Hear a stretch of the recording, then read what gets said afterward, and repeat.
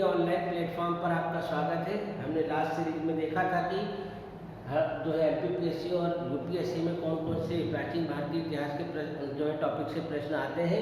उनमें हम सिंधु घाटी सभ्यता की चर्चा कर रहे थे। सिंधु घाटी सभ्यता पर कुछ नए क्वेश्चंस मैंने आपको डिस्कस किए थे। उन क्वेश्चन से और कौन से क्वेश्चन बन सकते हैं वो मैंने आपको डिस्कस किए थे। उसी क्रम में हम आगे बढ़ रहे हैं, तो उसके आगे के प्रश्न हम आज देखेंगे। तो प्रश्न है कि हड़प्पा स्थल से नगर के एक ऐसे असामान्य विन्यास के चिन्ह मिलते हैं जिसमें एक ही किले के अंदर बस्तियों के 3 अलग अलग सीमांकन क्षेत्र सम्मिलित थे। ठीक है, कालीबंगा, लोथल, बनवाली और धौलावीरा।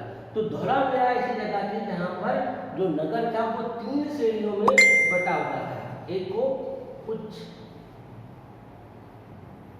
दूसरे को मध्यम और तीसरे को निम्न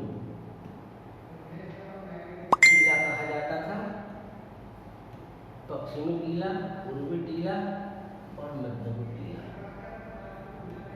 ठीक है, तो जो नगर बना था वो एक असामान्य विन्यास के चिन्ह यहाँ पर मिलकर 3 अलग अलग क्षेत्रों में इसका सीमांकन जो है किया गया था।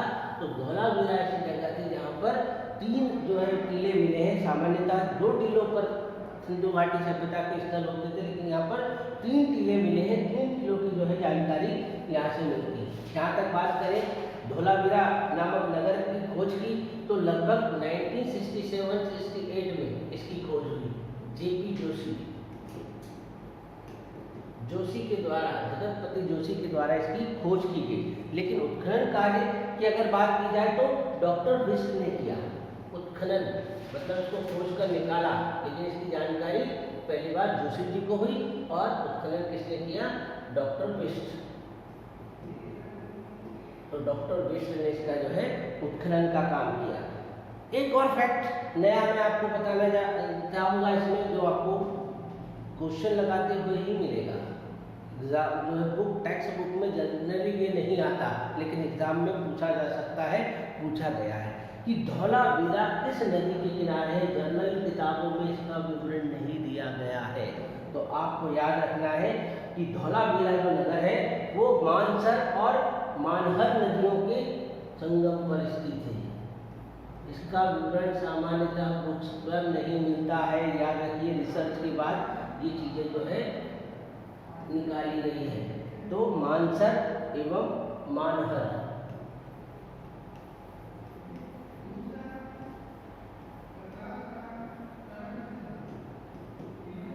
ठीक है, मानसर और मानहर नदियों के बीच में जो है स्थित है। 2 नदियाँ ली गई है यहाँ पर, बीच में ये नगर बना हुआ है। एक ऐसी क्रॉस हुई है और एक ऐसी क्रॉस हुई है। ठीक है, तो ये नदियों के किनारे जो है वैज्ञानिकों ने खोजा कि ये 2 नदियों के किनारे बसा है। जनरली बाकी सब स्थलों पर नदी का विवरण मिलता है, इस पर जो है विवरण नहीं मिलता। धौलावीरा पर ये आपको विवरण जो है हमने यहाँ पर दिया। ठीक, अगले प्रश्न की बात करें तो निम्न में से हड़प्पा स्थल से संबंधित कौन सा एक कथन सही नहीं है। एग्जाम में करते समय भी आपको ये चिन्हित करना है कि नहीं पूछा है कि हाँ पूछा है। ठीक है, तो वहाँ के निवासियों को ज्यामितीय रूपांकनों का प्रयोग आता था, क्योंकि उनके बर्तनों पर, उनके विभिन्न प्रकार के उपकरणों पर ज्यामिति का जो है विवरण देखने को मिलता है। इसलिए आपको इसे याद रखना है। दूसरा, वहाँ के निवासी, अब हमें ये पता है कि हमें नहीं ढूंढना है, तो कौन कौन से हमें पता है सबसे पहले हम वो देख लें। जो नहीं पता रहेगा अपने आप समझ में आ जाएगा या कहीं गलती होगी तो। दूसरा, वहाँ के निवासी पासे के खेल से परिचित थे। सभी जानते हैं कि वैदिक काल हो या जो है वैदिक हड़प्पा काल, दोनों में पासी का खेल चलता था। अगर आपने डिस्कवरी ऑफ इंडिया का वीडियो देखा हो, नहीं देखा तो देखिएगा, कभी हम अपनी क्लास में दिखाते हैं। वहाँ पर पासी का खेल खेलते हुए इनको दिखाया गया है। ठीक है, कालीबंगा में अधिकतर निर्माण कच्ची ईंटों का प्रयोग कर किया गया था। ये भी बात सही है, क्योंकि इसका जो है ऐसा कहा जाता है हड़प्पा और मोहनजोदड़ो नगरीय अवस्था थी, जबकि कालीबंगा उसकी जो है गांव की अवस्था थी। लोथल में निवासियों ने निर्माण के लिए पकी हुई ईंटों का प्रयोग नहीं किया था, क्योंकि ये भी एक राजधानी नगर है। इसीलिए हमें जो नहीं ढूंढना था वो हमें मिल गया। याद रखिए यहाँ तक अगर पढ़कर आपने छोड़ दिया तो गड़बड़ कर दोगे, क्योंकि आपके दिमाग में ये आएगा कि पकी हुई ईंटों का प्रयोग किया है, आप नहीं पढ़ोगे, किया है पढ़ोगे, जबकि यहाँ पर कह दिया प्रयोग नहीं किया है। तो ये लास्ट का वर्ड देखना जरूरी है। ज़्यादातर लोग यहाँ से यहाँ पढ़ते हैं और राइट का चिन्ह लगा देते हैं, दूसरे में गलती ढूंढने लगते हैं, तो ऐसी गलती आपको नहीं करनी है। ठीक, इसी प्रकार अगर हम बात करें तो फिर से आ गया एक प्रश्न है कि दो स्थल लिए गए, एक स्थल और एक नदी का वो जो है क्वेश्चन आया है। तो आलमगीरपुर, कालीगंगा, हड़प्पा और मोहनजोदड़ो कौन कौन सी नदी के किनारे थे? तो आलमगीरपुर सबको रटा हुआ है, हिंडन नदी, कालीगंगा अभी अपन ने देखा था, घग्गर नदी, हड़प्पा रावी नदी, मोहनजोदड़ो सिंधु नदी। ठीक है, तो आपको ये याद रखना है कि ये किस नदी के किनारे है। ठीक, तो किस नदी के किनारे है, कौन सा नगर है, आपको ये चीज याद रखनी है। इस चीज को आपको जो है फोकस करना है, क्योंकि इससे रिलेटेड प्रश्न कई सारे पूछे जाते हैं, बार बार पूछे जाते हैं, तो आपको ये याद होना चाहिए। ठीक है, ऐसे प्रश्न बार बार जो है एग्जाम में आते हैं। अगले प्रश्न की ओर चलते हैं। फिर से आ गया कोई वाला कि कौन से क्षेत्र में, यहाँ पर स्थिति पूछी है, लोकेशन पूछी है। तो कालीगंगा राजस्थान क्षेत्र में सभी लोग जानते हैं, सुरकोतरा भुज कच्छ मतलब गुजरात में, कोदजी पाकिस्तान सिंध में, और बनवाली हरियाणा। बनवाली से एक चीज याद है, बहुत महत्वपूर्ण तथ्य है, इसको भी ध्यान रखिएगा। नया तथ्य है, एग्जाम में पूछा जा चुका है कुछ एग्जाम में, लेकिन एमपीपीएससी के एग्जाम में अभी तक आया नहीं है, इसीलिए इसके आने के चांस है। तो आपको इस पर जो है फोकस करना है, इसको ध्यान देना है कि 2014 में हमने जैसा कहा था कि एक रिसर्च हुई, और रिसर्च में ये पाया गया कि ये जो सभ्यता लगभग 8000 साल पुरानी है।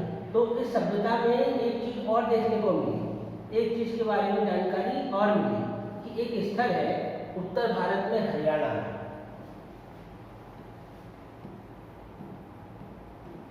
इसका नाम है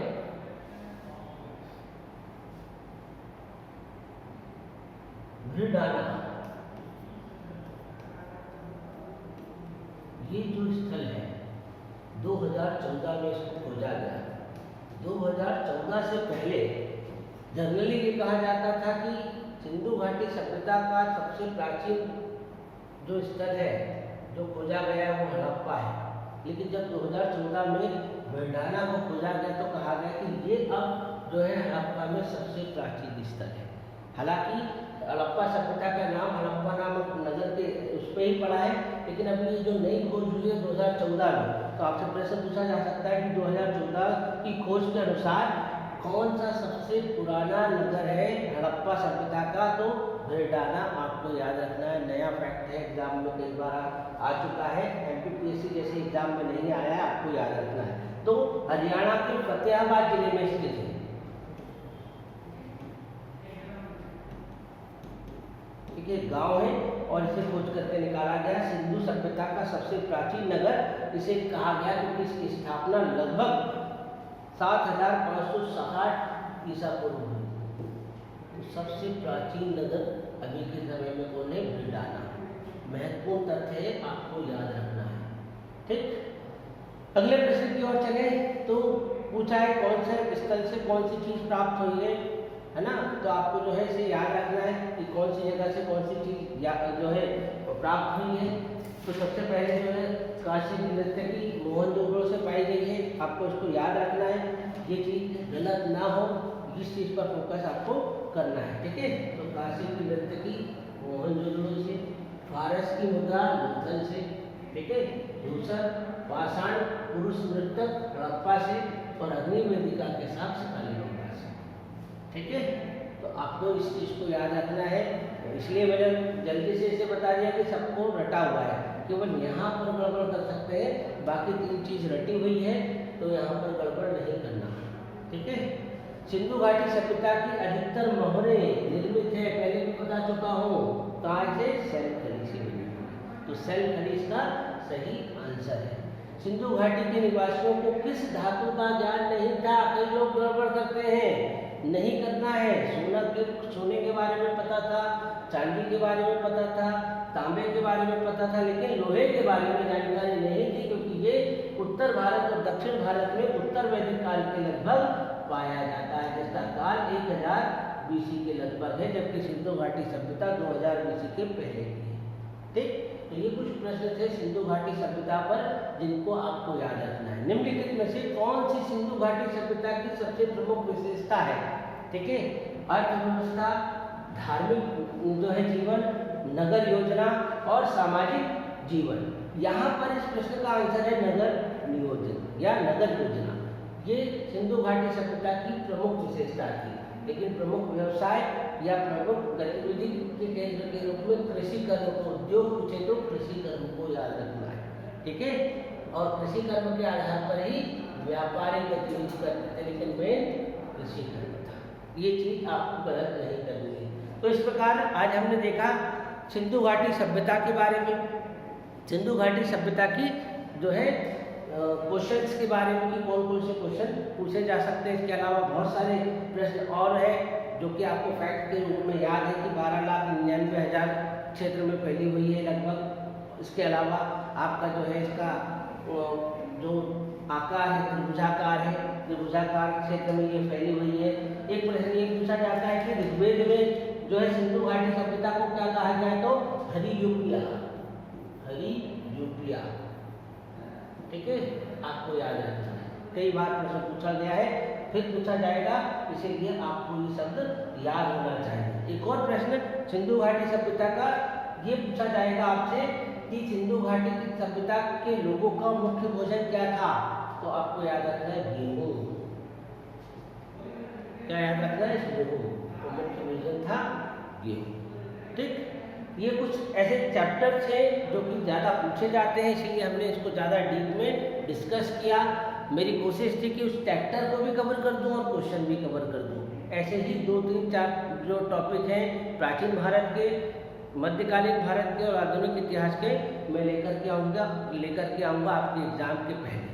तो आपको वीडियो अच्छा लगे तो लाइक और शेयर कीजिए, जिससे हमें प्रोत्साहन मिलेगा। ऑफलाइन क्लास के लिए करियर एकेडमी के नंबर पर कांटेक्ट कर सकते हैं। हमारी यूजी और ग्रेजुएट बैच स्टार्ट हो रही है, जो कि 15 जून के बाद स्टार्ट होगी।